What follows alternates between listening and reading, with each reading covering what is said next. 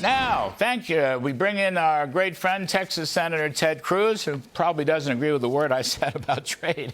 But Senator Cruz, take a shot at it. Go ahead. I want to talk to you about Russia, and I want to talk to you about Federal Reserve reform, where you've written some really brilliant stuff. But take a shot at the trade riff, sir.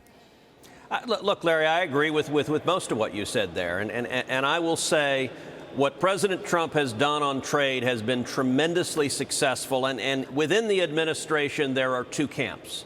There is one camp that is urging the president to do what he's doing right now, which is to use the threat of tariffs as leverage to lower the tariffs from our trading partners, as leverage to remove non-tariff barriers. I think Scott Besson is in that camp, and I am emphatically in that camp. I think it is incredibly effective. That's what President Trump is doing.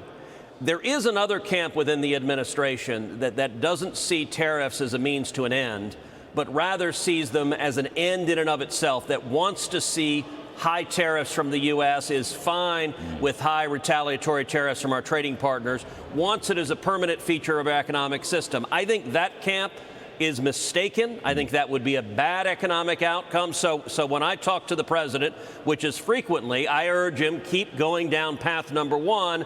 Path number one is working. And I got to say, the president has demonstrated just what an exquisite lever point the threat of tariffs can be, and he's using it very effectively. Well, you and I, and you were on the same page. No, absolutely, 100%. We'll call it the Scott Besson page for the moment, or we'll call it the Dealmaker-in-Chief page. And I think he's having some great success. A couple other things, Senator. We've got 10 days left on the Russian sanctions and so forth. I know you've been involved in the Senate on that. I was listening to Mr. Trump's presser on the airplane coming home. He sounded very cross with Vladimir Putin, and indeed, he should be cross. But how do you read that right now? Look, I think President Trump is frustrated. He's frustrated with Putin and Russia. He wants the war in Ukraine to come to an end. I think the American people are ready for the war in Ukraine to come to an end. And I think Putin right now is not cooperating. I think he is continuing to be very aggressive.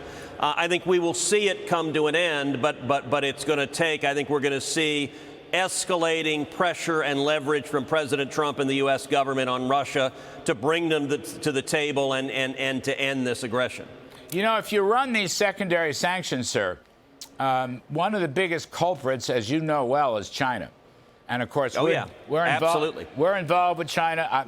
Maybe there'll be another 3-month pause with China, or maybe they'll announce a trade deal. I have no idea. Scott Besson said today that in his presser in Europe that we have no agreements with China, nothing new to report, no pauses. I mean, China, they've been right in the middle of it. Also, they were the ones financing Iran with their oil purchases. So China's got to play ball with us, or we're going to have to do something there. Undoubtedly, and that has been something else that I've encouraged President Trump to do, which is focus on China.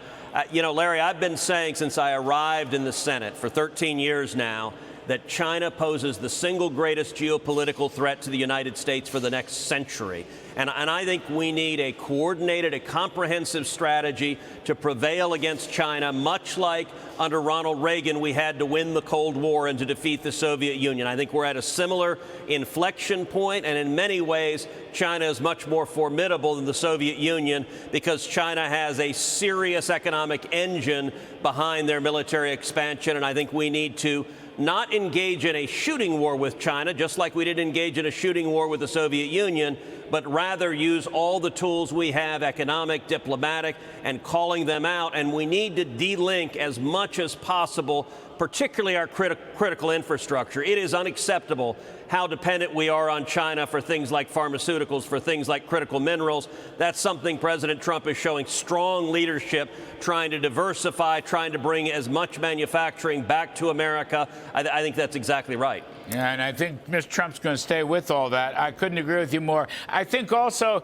I worry about export controls and giving up some of the NVIDIA chips. I know they're not the most advanced chips, but I don't really feel like helping China on any chips, if you want to know the truth. And just like you just said, on pharmaceuticals, I want to bring all those supply chains back home. We should have learned our lesson during COVID. You know, plainly, I just don't want to help them, okay? China's got to either play ball or suffer some consequences. They are our adversary, are they not? Yeah. Absolutely. You know, I joined President Trump last week for his announcement, his signing the AI executive order, and the strong commitment the president has. We've got to win the race for AI. Just like 30 years ago, the internet was a transformational technology that changed the world. AI is similarly, if not more so, transformational. We're in a race with China. We're winning right now, but it is a lot closer than it should be. And I think it will determine the next generation who wins the race for AI. And the president is committed. I am committed as chairman of the Senate Commerce Committee to doing whatever is necessary to ensure we beat China in the race for AI. So on another subject, I don't know if you've been to the Taj Mahal on the Potomac lately. Some people call that the Federal Reserve with their $3 trillion costs and overruns and whatever. But you've been pushing something. I want to raise it. It's a little bit in the weeds, but it's not bad. Why should the Fed pay large banks for money called reserves that they're not using? And what's happened is because the Fed is having to pay them so much money, 4.5% more or less, the Fed is losing money hand over fist. Even though they control the printing presses, they're losing money hand over fist, about $100 billion a year. That's money that should go to the Treasury to reduce budget deficits and help taxpayers. So your crusade, no interest on bank reserves, how you doing with that? Because I think you're spot on. Well, I'll tell you, Larry, I pitched it to President Trump in the Oval Office. If we eliminated interest on reserves at the Fed, it would save over the next 10 years $1.1 trillion. That's a lot of money. You think about in the one big beautiful bill, we pulled our hair out trying to cut $50 billion or $100 billion here or there. $1.1 trillion is real money, even in government terms. And a little bit of background for people listening to this.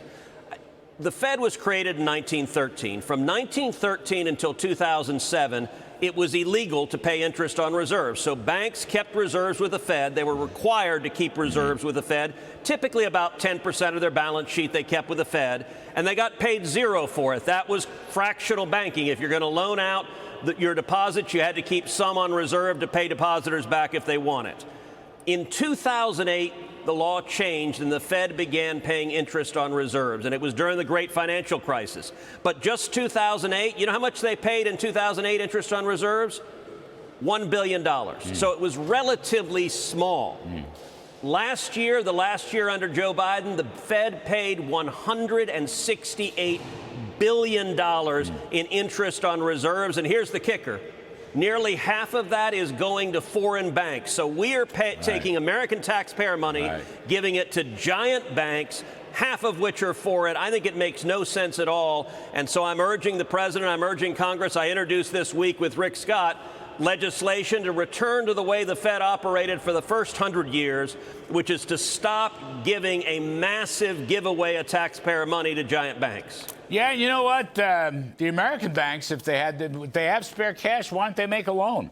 I mean, there are hardly any commercial loans have been made in the last several years. What an amazing thought that would be. A bank makes a loan to a small business. Holy cow.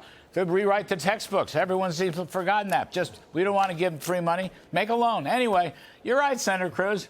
I'm going to help you out on this one. I think you're 100% right. Good stuff. Anyway. Well, and Larry, you put your finger on one of the two huge benefits in addition to the savings, which is right now the Fed is paying about 4.4% interest on reserves, and banks have what are called excess reserves. They park their money there because it's a risk-free 4.4%.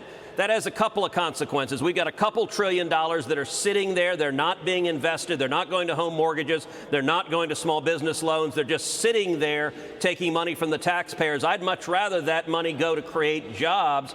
Secondly, the other thing they could do is buy treasuries with that money.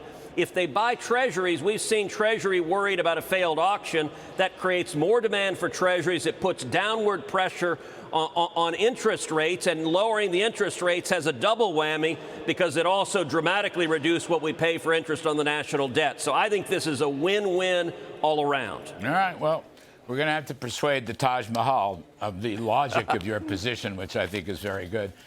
Great Texas Senator, Mr. Ted Cruz. Thank you, sir. We appreciate it. Thank you, Larry.